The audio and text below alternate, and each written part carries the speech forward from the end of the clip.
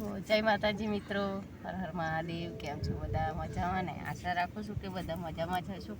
તો આજે થઈ છે દરો આઠમ, એટલે આપણે ખેતરમાં દરો માતાને પૂજવા આવી ગયા છીએ.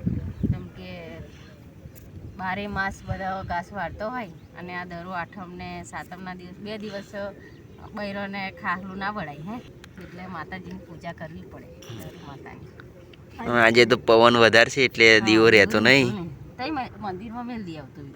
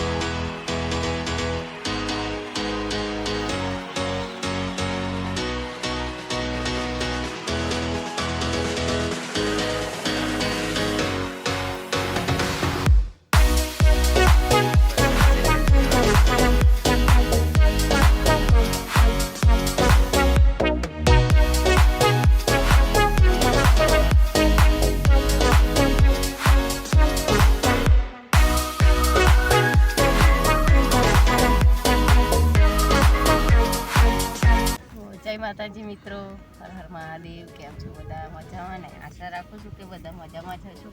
તો આજે થઈ છે દરો આઠમ, એટલે આપણે ખેતરમાં દરો માતાને પૂજવા આવી ગયા છીએ.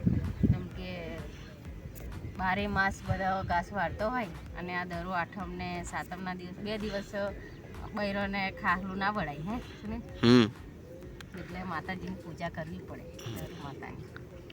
આજે તો પવન વધારે છે એટલે દીવો રહેતો નહીં. તઈ મંદિરમાં મેલ દી આવતું.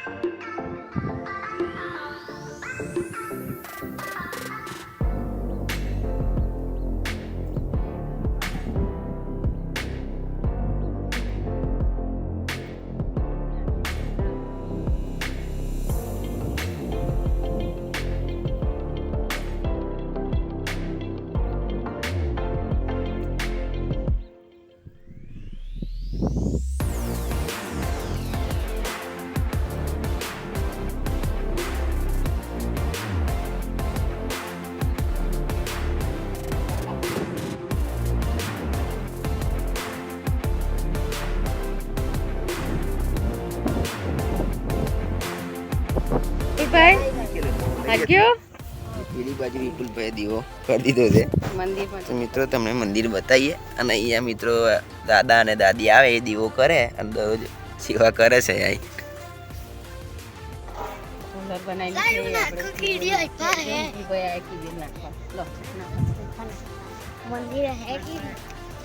દાદા પણ ખેતરમાં ટ્રેક્ટર લઈને આવી ગયા છે.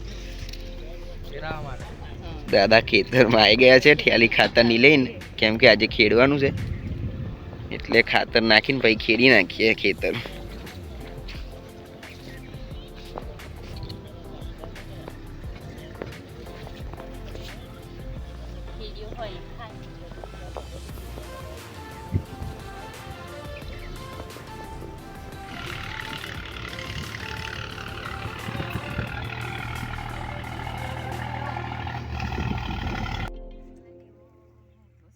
તો મિત્રો વિડીયો સારો લાગ્યો હોય તો લાઈક કરી દેજો અને ચેનલમાં પહેલીવાર આવ્યા હોય તો સબસ્ક્રાઈબ કરી બેલ આઇકનને પ્રેસ કરી લેજો.